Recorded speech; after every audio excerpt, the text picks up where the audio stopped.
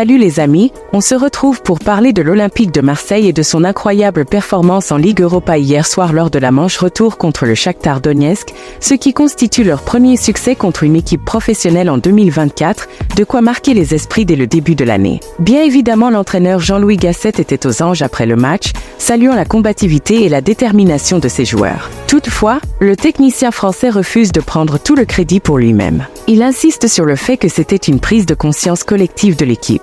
Amin Harit, le milieu offensif de l'OM, partage ses propos et dédie leur victoire à son ancien coach Gennaro Gattuso. J'ai une très grosse pensée pour Gattuso, car il a fait un travail remarquable jusqu'au bout. Il a été avec nous. C'est une personne exceptionnelle, un très bon entraîneur. Je voulais lui dédier cette victoire. Il fera partie de notre saison quoi qu'il arrive malgré les moments difficiles qu'on a eus. J'espère qu'il était fier de nous. Un beau geste de la part du Marocain pour rendre hommage à son ancien coach. On continue avec Liverpool et sa quête pour trouver un successeur à Jürgen Klopp, qui quittera le club à la fin de la saison. Les Reds ont une cible prioritaire en tête, Xabi Alonso, l'entraîneur du Bayer Leverkusen. Mais attention, le technicien est toujours sous contrat jusqu'en juin 2026 et le Bayern Munich est également intéressé par ses services. La compétition s'annonce donc rude pour Liverpool. Toutefois, si l'option Alonso ne se concrétise pas, les Reds ont déjà un plan B en tête, Ruben Amorim, l'entraîneur du Sporting Portugal. Selon les informations du média The Independent, Amorim est même considéré comme le véritable plan B de Liverpool,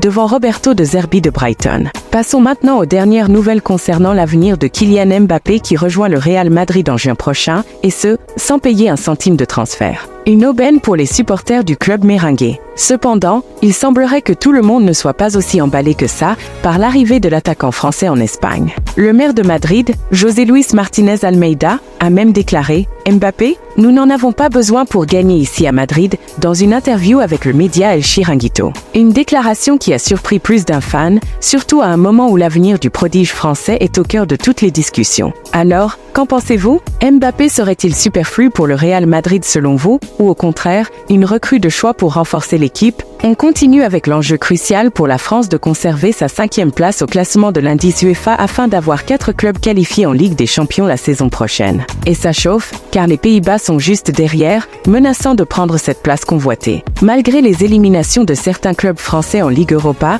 comme le RC Lens, Toulouse et Rennes, la France reste en tête grâce à l'Olympique de Marseille, qui s'est qualifié pour les 8e de finale de la C3. Et cerise sur le gâteau, Feyenoord a connu un échec, creusant ainsi l'écart entre la France, 63,831 points, et les Pays-Bas, 61,100 points, à 2,731 points. La bataille est serrée, mais les Français ont encore 3 clubs en lice, le Paris Saint-Germain en Ligue des Champions, l'OM en C3 et Lille en Ligue Europa Conférence. Pendant ce temps, les Néerlandais ne comptent que sur le PSV Eindhoven en C1 et l'Ajax Amsterdam en C4.